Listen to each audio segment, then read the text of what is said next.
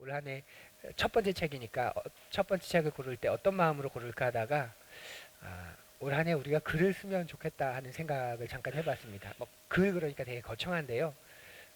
뭐 여러 가지가 글이 될 수 있죠. 일기도 글이고 또 성경 여백에 성경을 읽다가 내 묵상을 몇 자 적어놓는 것도 글이고 또 그 SNS나 뭐 내 블로그나 그런 게 있다면 그런 것에 내가 나의 기록을 남겨놓는 것도 글이고 아, 그런 게 다 글입니다. 그래서 그런 글, 거둠의 기도도 글입니다.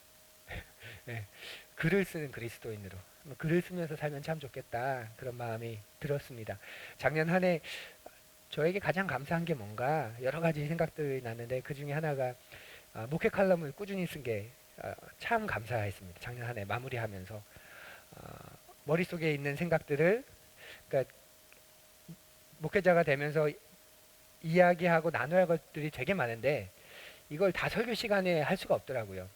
또 설교 시간에 다 해도 맞지도 않고 주제도 다 다르고 내용도 다 다른데 잔소리처럼 설교 본문하고 본문에 대한 이야기를 하면서 또 내가 평소에 하지 못했던 이야기들을 툭툭 던지면 이건 뭐 설교도 설교가 아니고 늘 잔소리고 그렇죠. 그런데 그런 시간들이 정기적으로 고정적으로 정말 필요하겠다 그렇게 생각하다가 우리 그 쌍샘 자연교회 백영기 목사님이 몇 가지 권면을 해주시던 것 가운데 하나가 목사님은 교우분들하고 어떻게 말을 그렇게 그런 필요한 것들을 말씀 많이 하세요. 그러니까 뭐 주일 설교 말고는 없더라고요. 그래서 뭐 주보에 칼럼을 한번 써보시면 어떻겠냐 그렇게 조언을 해주셔가지고 이제 쓰기 시작했는데 작년 한 해 저한테는 참 되게 의미 있고 유익한 그런 시간이었습니다. 여러분도 좀 칼럼 읽어보세요. 예, 읽어보시니까 저라는 사람에 대해 좀 알게 되지 않으시던가요? 이런 생각하고 계시는구나. 요걸 이렇게 보는구나. 난 아직 여기까지 이렇게 생각 안 하는데. 뭐, 그럼 그러니까 소통을 위한 거죠, 그건. 뭐 일방적으로 이걸 전하기 위함이 아니라 소통을 위한 것이기도 하고, 그렇게 하면서 이제 그 주제를 가지고 또 이야기를 해보기도 하고. 그래서 저한테는 되게, 좋은 시간이었고, 제 아내는 책을 내도 되겠다고. 제가 그런 사람입니다. 예, 예. 근데 이게 격려해준다고 하는 말이긴 하지만, 그래서, 글을 쓰면서 참 행복했습니다. 그, 개척을 준비하면서 개척 일기를 하도 쓰라 그래 개척 일기를 며칠 썼어요. 근데 잘 안 써지더라고요. 그러다가 이제 또 아이를 낳으면서 양육 일기, 육아 일기를 쓰라 그래서 또 그 전에 써보기도 했는데 뭐 늘 힘들다, 어렵다, 너무 뭐 그런 것만 있고 이제 쓰다가 안 되고 쓰다가 안 되고 계속 그런데 목회 일기도 마찬가지고 그런데 계속 그렇게 쓰는 훈련을 하고 또 기꺼이 쓰고 싶은 마음이 들었을 때 쓰고 그러면 참 좋겠다. 올 한해 그래서 글을 쓰는 우리 그리스도인이 되면 얼마나 좋을까. 그러면서 이제 이 책이 떠올랐고 이 책을 처음으로 올해 첫 책으로 한번 선택해 봤습니다. 혹시 일기 쓰는 분 계십니까? 뭐 손으로는 아니라도 이거라도 뭐 이런 거 혹시 다이어리 다이어리가 스케줄러 같은 거 쓰세요? 네. 요즘에는 그 이제 우리가 손으로 쓰는 게 점점 이제 멀어지다 보니까 이제 쓰는 것 자체가 되게 어색해지기도 했는데 한번 뭐 손으로 쓰셔도 되고 뭐 이런 걸로 쓰셔도 되고 기록을 남긴다는 의미에서 이 글이죠. 그래서 글을 쓰는 그러한 걸 습관들을 한번 들여보시면 참 좋겠다. 우리 책을 만드시는 과학책 만드시는 분도 계시고 책을 번역하고 또 아동 그 그림책 이런 거 이제 꿈꾸시는 분도 계시고 또 실제로 글을 또 뭐 설교문이나 글을 쓰는 분도 사람도 있고 또 제 안에는 기도를 글로 씁니다. 기도를 글로 써야 기도가 깊어지고 오래 하고 보통은 방언으로 기도해야 오래 기도하는데 이렇게 쓰면서 기도해야 또 기도도 정갈하게 되고 정돈되고 근데 보여주진 않았는데 보면 제 욕이 아마 제일 많을 것 같아요. 예, 이게 기도를 이제 이렇게 쓰면서 기도하시는. 근데 그렇게 기도하면 정말 잘 될 것 같다는 생각이 들어요. 이렇게 쓰면서 기도하면 생각도 깊어지고 또 맑아지고 더 분명하게 기도할 수 있고 그래서 그런 글을 한 번씩 써보시면 좋겠다 싶고요. 그래서 글 쓰는 게 그러면 왜 유익한가? 글 쓰는 게 좋을까? 그것에 대해서 이제 고민을 담은 그런 책입니다. 김기현이라고 하는 목사님이신데요. 이 목사님이 작가이시기도 하고요. 이분이 이 책을 읽다 보니까 이분이 주보에 저처럼 목회 칼럼을 아주 오랫동안 쓰고 계시더라고요. 큰 목사님인데 나도 큰 목사 되겠다 그런 생각이 들었습니다. 예, 글 쓰는 그리스도인 이 책 전반부만 잠깐 소개하면요. 글을 쓰면 무엇이 좋은가? 그리스도인의 그 신앙의 관점에서 다섯 가지를 이야기해요. 근데 다섯 번째는 어, 생략하고 처음 네 가지 정도만 좀 말씀을 나누고 싶은데, 첫 번째 이 책에 보면 이 책의 서두에 요건 이제 아마 개정판인 것 같은데요. 요게 이제 이전 책이고 초판은 거기에 이제 이 책에 있는 한 부분을 인용해 놨는데 개정판에는 이렇게 적혀 있습니다. 한번 읽어보죠. 우리 같이. 그리스도인에게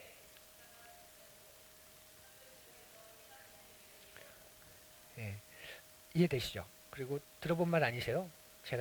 제가 되게 좋아하는 말이고 여러 번 한 말이고 제 기억엔 이 말은 C.S. 루이스가 나니아 연대기를 쓴 C.S. 루이스가 이제 한 말이기도 한데요. 영어로 작가는 author죠. 그런데 그 A를 대문자로 쓰면 창조주라는 하나님이라는 뜻이 있습니다. 하나님이 작가라는 뜻인 거예요. 근데 그게 되게 깊은 그런 신학적인 그 통찰력을 함의하고 있는데 어떤 의미냐면 에, 우리는 어떤 사람이냐면 그 하나님이 이렇게 만드신 책 안에 있는 등장 인물이라고 보면 될 것 같아요. 이 세상은 하나님이 만드신 이 책에 만들어 놓은 배경, 그리고 인간은 그 책에 이제 심어 놓은 등장 인물. 우리는 등장 인물이고 이 세상은 이 책의 배경이 되겠죠. 자, 그러면 이 책의 등장 인물이 이 책을 지금 쓰고 있는 작가를 알 수 있을까요, 없을까요? 네, 없겠죠. 그죠? 작가를 알려면 이 책 밖으로 나와야 되잖아요. 근데 이 인물은 이 책 안에서만 존재하는 인물이지 밖으로 나올 수 없습니다. 그런데 이 책에 있는 인물은 작가를 알 수 없지만 알 수 있는 방법이 하나 있죠. 뭘까요? 작가가 자신을 이 책 안으로 넣으면 등장인물을 알 수 있습니다. 소통이 되니까요. 그죠? 작가를 한 인물로 설정해서 그 안에 집어넣는다든지 아니면 작가가 이 책 안에 자기가 어떤 존재인지를 보여주고 또 나타내주면 이 책 안에서는 그 작가의 모습을 우리가 알 수 있습니다. 그러니까 이게 하나님과 이 세상과의 관계를 아주 절묘하게 설명해 주는 것이죠. 이 세상에 존재하는 인간은 이 세상 밖에 계시는 세상을 초월해서 계시는 하나님을 알 수 없어요.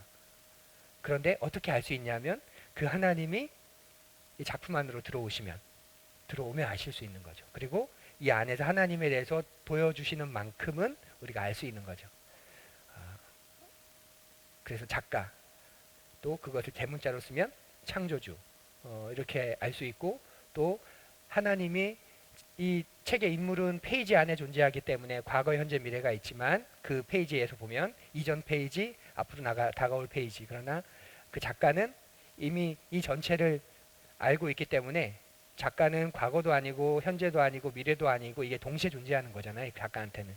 그래서 하나님은 시간을 넘어서 계신다는 게 얼핏 우리가 또 그렇게 이해할 수도 있는. 그래서 이 작가라는 표현이 하나님을 설명하는 정말 정말 대단한 그런 메타포가 되기도 하고 그런 의미가 되기도 합니다. 그래서 이렇게 이제 하나님이 작가시다, 참된 작가시다. 이제 그 책을 이 표지에 딱 박아두고 한번 글을 쓰는 작가가 되어 하나님의 마음을 좀 알도록 우리에게 독려를 하는 것 같습니다. 그러니까 하나님께 우리가 올 한해 기도 많이 하십시오. 좀 이 책 좀 바꿔달라고. 하나님 작년 한 해 너무 힘들었는데 올해는 좀 내용 좀 바꿔주시고 그런 사람도 좀 집어넣어 주시고 저보다 먼저 가서 좀 거기 좀 우리는 요 뒤에 있는 페이지를 모르지만 왜냐하면 우린 지금 요 페이지 앞에 있기 때문에 하지만 하나님은 먼저 여기 페이지에 가셔서 좀 이걸 좀 놓으시고 여기 사건도 좀 이렇게 해주시고 그게 시간을 초월해서 사는 존재의 모습이잖아요. 그게 창조주이신 작가이신 하나님께 좀 내 인생의 시나리오를 그렇게 좀 해달라고 기도하는 것도 되게 멋진 기도 같아요. 그래서 연초에 저는 늘 그렇게 기도합니다. 올 한해 제가 가야 할 곳, 만나야 할 사람, 해야 할 일, 하나님 먼저 그 장소에 가시고 그 사람을 만나 주시고 그 일을 먼저 준비해 주셔서 제가 그날 그시 그곳에서 그 일을 하게 될 때 하나님 이렇게 다져놓으셨구나 하는 걸 좀 경험할 수 있도록 해주십시오. 그렇게 기도하고 연초에는 꼭 기도하곤 하는데 여러분도 그렇게 기도하시면 좋겠다 싶습니다.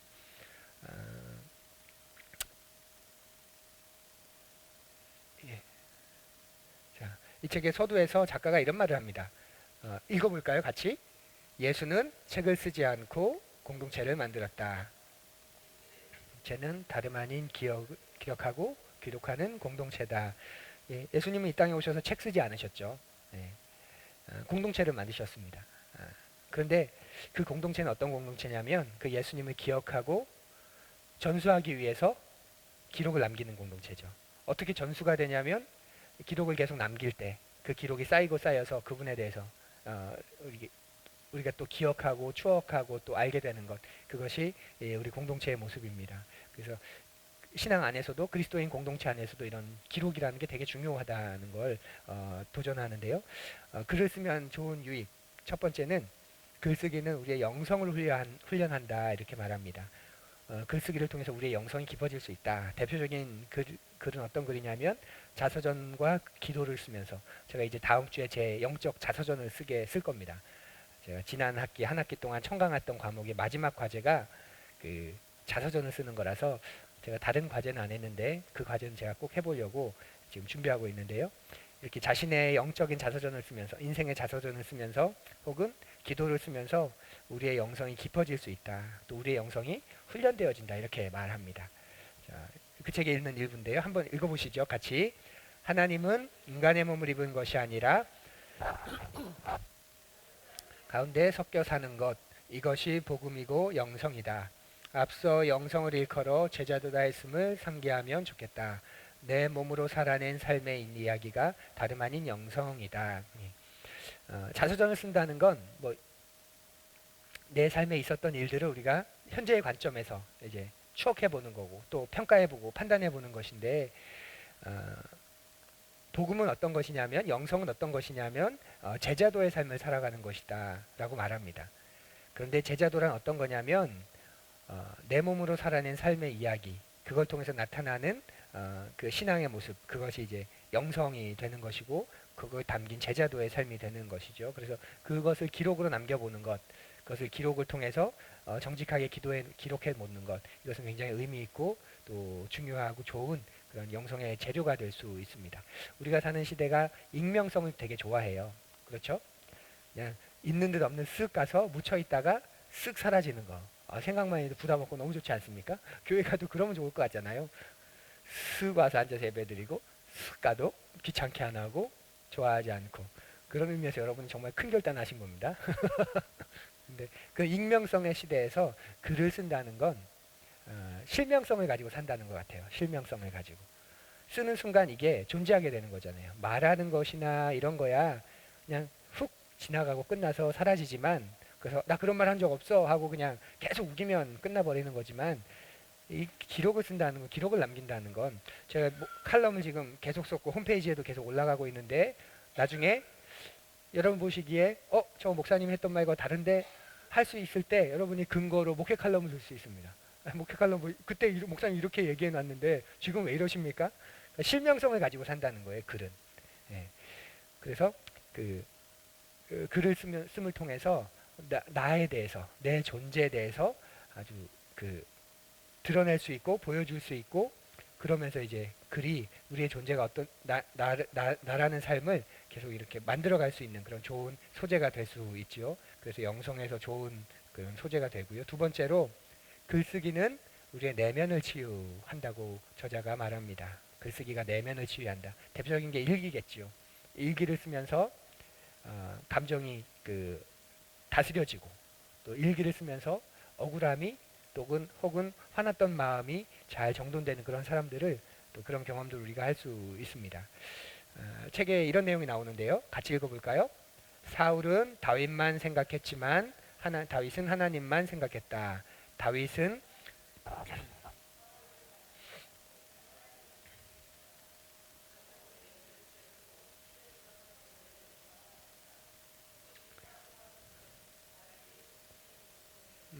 사울과 다윗의 비교를 통해서, 사울은 정말 악한 왕의 대명사이고 하나님을 떠난 왕의 대명사이고 첫 번째 왕임에도, 다윗은 하나님과 동행한 왕의 또 대명사이고, 이 두 사람의 차이, 동시대를 살았던, 그리고 1대와 2대, 이스라엘의 1대와 2대 왕, 이 두 사람의 가장 큰 차이, 사울은 다윗만 생각했다. 자기의 뒤를 이어 자기의 왕위를 찬탈해갈 다윗만 생각했지만 다윗은 하나님만 생각했다. 이렇게 말할 수 있습니다. 그런데 다윗은 어떻게 하나님만 생각했냐면, 하나님을 묵상하고 사울을 닮지 않고, 그래서 사울을 닮지 않고 하나님을 닮게 된 것이죠. 하나님을 묵상하고 말씀을 묵상하면서 자신의 내면을 채웠고, 시편에 나오는 그 수많은 찬양시들, 또 탄식시들, 탄원시들, 그런 시들을 쓰면서 자신의 내면을 정화한 게 바로 다윗의 모습이고 다윗의 그 영성이기도 합니다. 그것이 사울과 비교되는 다윗의 승리의 원동력이었는데 어찌 보면 평생 피해의식을 가지고 살 사람일 거예요. 내가 왕이 되고 싶어서 왕이 된 것도 아니고 그냥 왕이 되라 해서 어느 날 사무엘 선지자가 와가지고 굳이 자기까지 와야 된다고 해가지고 그죠? 양치고 있는데 형들만 보면 됐는데 굳이 너까지 기다려야 된다고 안 가고 계속 기다리고 있다가 밤 저녁 이제 오후에 저녁에 와가지고 또 보자마자 막 얘기하면서 기름 붓고 네가 왕이다. 근데 왕은커녕 지금 쫓겨다녀야 되고 살해 위협을 처해야 되고 살려면 미친 척까지 해야 되고 또 실제로 다윗의 그 사울의 뒤를 이어 왕이 되었는데 또 반응들도 호락호락하지 않고 그러니까 우리가 기억하는 다윗의 왕의 모습은 이제 중기 넘어가는 다윗의 모습이지만 초기 그 왕이 준비되고 그 초기의 다윗은 정말 어렵고 힘든 그런 모습이었습니다. 근데 그가 거기서 그 정리하지 않고 끝내지 않고 그렇게 신실하게 살아갈 수 있었던 게 자신의 내면을 계속 다스렸기 때문이고 만들었기 때문이죠. 그래서 시편 1편에 나온 것처럼 여호와의 말씀 주야로 묵상하며 그 율법을 준행하는 자가 바로 시냇가에 심은 나무와 같이 복 있는 사람이다. 이렇게 말하는 것처럼 다윗은 하나님 말씀 묵상하고 그걸 실제로 시로 써서 노래로 부르고 또 찬양으로 사용하였습니다. 그것이 그의 내면의 이제 치유가 되는 것이죠. 실제로 글을 쓰다 보니까 감정이 치유되는 게 정말 많습니다. 막 욱하는 마음이 들어가지고 말하려다 잠깐 참고 그걸 글로 표현하다 보면 글로 쓰다 보면 또 언어가 약간 순화되고 또 잠깐 있다가 써다 보면 이것이 또 정돈되고 이제 그런 경험들을 아마 가지시게 될 거예요. 그래서 글 쓰는 건 우리의 감정이나 우리의 정서를 치료해주는 그런 효과가 있다. 그런 능력이 있다. 이렇게 말합니다. 또 세 번째로 글 쓰는 것은 우리의 사고를 개발하죠. 당연하겠죠. 글은 논리적이 될 수밖에 없습니다. 말이야 그냥 툭툭하고 연결이 없어도 상관없지만 글은 글 자체가 이미 논리성을 담보하고 있기 때문에 글을 쓰면 논리적이 될 수밖에 없습니다. 그러니까 제 설교가 약간 논리적이지 않다 그러면 목사님 오늘은 설교문을 안 쓰셨구나 이렇게 보시면 되는 거예요. 논리적이다. 쭉쭉쭉 이어진다. 설교문 쓰셨네. 근데 자꾸 끊기는 것 같아. 설교문 안 쓰신 거야. 이렇게 보셔도 될 것 같아요. 그러니까 글 쓰는 건 사고를 개발합니다. 논리적으로 만들기 때문에 그래요. 그래서 대표적인 게 서평 같은 게 그렇다고 볼 수 있는데요. 자, 책의 한 부분입니다. 같이 읽어볼까요? 그리스도인은 그리스도인 고유의 원천을 상실하고 세상의 가치관을 끌어쓴다. 제자들이 제자답게 생각하는 법을 배우지 못하고 언어를 개발하지 못하고 있다. 그 결과 우리는 예배하는 존재와 도덕적인 존재이기는 하나 더는 생각하는 존재가 아니다. 블레 마이어라고 하는 사람의 이제 말을 인용하는 그 내용이 여기 나오는데요. 글쓰기가 우리의 사고를 개발해 준다. 이것이 굉장히 중요한 이유가 오늘 우리가 사는 이 세속주의 사회 속에서 그리스도인들이 자신의 고유한 그런 원천을 근원을 상실하고 세상의 가치관을 계속 끌어쓰면서 살아가고 있기 때문에 그렇습니다. 그러니까 제자답게 생각하는 법을 배우지 못했고 또 그런 언어를 개발하지 못하고 그래서 예배는 끊임없이 드리는 예배하는 존재이지만 또 이렇게 사는 게 바라 하고 어떤 도덕적인 기준은 가지고 있는 존재이지만 그러나 더는 생각하지 않는 존재다. 이렇게 말하는 게 되게 가슴이 아픈데요. 우리가 왜냐하면 더 이상 생각하는 존재가 아니 생각하는 걸 너무 싫어하고 생각하면 머리 아파하고 그냥 뭘 해야 되는지 가르쳐 주세요. 자꾸 뭐 따져보라 하지 말고 그냥 몇 장 읽어라 그냥 그렇게 얘기해 주세요. 이게 되게 편하잖아요. 예. 그런 게 안 편하세요? 네, 생각하는 것. 생각함을 통해서 자신에게 가져오는 것. 이것이 절실하게 요구되는 그런 사회이죠. 함석헌 목사님이기도 하고 함석헌 선생님이 이런 말을 했습니다. 생각하지 않는 것은 가난이다. 그런데 가난 중에서도 제일 위험한 가난은 생각의 가난이다. 이렇게만. 우리의 생각이 가난해져 버리면 아무리 외향이 풍요롭고 부유하다 하더라도 그 참된 부유함이 아닐 겁니다. 그래서 우리의 생각을 깊어지게 만들어주는 것, 우리의 사고를 틔워주는 것, 그것은 이제 그 글 쓰는 힘을 통해서 우리가 글 쓸 수 있고 다시 한번 강조하는데 거둠의 기도가 그래서 여러의 신앙을 사고하게 만드는 건 아주 중요한 그런 도구입니다. 한번 그래도 도움되지 않으세요? 예. 예. 심령이 가난한 예. 이거 이제 갑자기 거듭의 기도하다가 심령이 간 예. 아 심령하고 생각하고 조금 구분해도 되지 않을까? 그냥 웃자고 하신 말씀이죠? 예. 심령, 생각. 심령이 가난한 건 복인데 생각이 가난한 건 불행입니다. 예. 더 이상 생각하지 않는. 심령이 가난한 건 우리의 마음, 정서, 감정 거기에 더 가까울 수 있겠죠. 예. 교만, 반대, 가난하지 않다는 거에 반대는 교만. 교만하지 않고 가난한 사람. 이렇게 산상수는 우리가 그렇게 본다면 여기서 생각은 이제 무지함이죠. 무지함. 더 이상 고민하지 않고 구하지 않고 찾지 않고 그냥 그렇다고 하면 아 그런 거구나. 딱 그 정도로 만족하는. 전 여러분들이 그런 그리스도인 되지 않았으면 좋겠고요. 제가 말하는 게 신앙의 표준이 절대 아니고 제가 말하는 게 신앙의 전부가 아니잖아요. 아무리 제가 목회자이지만 여러분은 여러분이 그것을 여러분의 삶 속에서 그것을 이제 가지고 와서 또 해석하고 또 그 속에서 가져나갈 때 그게 진짜 참된 신앙이 되겠죠. 그리고 네 번째, 글쓰기는 관계를 소통한다. 그래서 대표적인 게 편지겠죠. 글을 씀을 통해서 관계가 또 잘 개선되고 말로 함을 통해서 그 부족했던 부분들이 글을 씀을 통해서 더 온전하게 전해지고 또 더 그 깊이 느껴지게 되는 것. 그게 편지의 힘이고 또 메일의 힘이고 뭐 문자의 힘이고 그렇죠. 카톡이 점점 너무 단문화되는 것 같지 않으셔요? 제가 여러 카톡방을 지금 사용하고 있는데 뭐가 하나 딱 던져지면 이제는 글도 아니에요. 이모티콘들. 다다다다다다다다. 이모티콘들 너무 귀엽고 말하는 것보다 진짜 이거 하나 보여주는 게 내 마음이 확 하겠다 할 만큼 잘하지만 이제 문제는 말을 표현하지 않죠. 말로 표현하지 않으니까 점점 단문화되고 단답식이 되고 같은 말이에요 다. 그냥 표현만 같은 말만 계속 반복되고 그래서 관계들이 카톡방이 아무리 많아도 관계가 깊어진다 하기 어려운데 근데 그 속에서도 이제 자신의 생각이나 어떤 것들을 이렇게 잘 적어서 내는 그런 관계 속에서는 그런 것들이 깊어지고 또 돈독해지죠. 그래서 글쓰기는 관계를 이렇게 소통해주고 돈독하게 만드는 그런 힘이 있습니다. 그래서 올 한해 이런 글 한번 써보면서 내 사고가 개발되고 관계가 돈독해지고 또 내 내면이 조금씩 치유되고 내 스스로 아물어지고 그리고 글 속에서 내 영성이 더 깊어지고 더 온전해지는 이런 글들을 한번 써보시면 좋겠다. 일기가 돼도 좋고요. 제 아내처럼 기도를 글로 쓰는 것도 참 좋겠고 아니면 성경 여백에 그때그때 묵상을 그냥 놓치지 않고 몇 자라도 끊임없이 적다 보면 생각에 꼬리가 꼬리를 계속 밀어요. 꼬리가 꼬리를 무는 걸 계속 적다 보면 저는 그게 설교문이 되는 거예요. 설교 중요한 초안이 되고 그러면서 그게 이제 확장되면 설교문이 되는.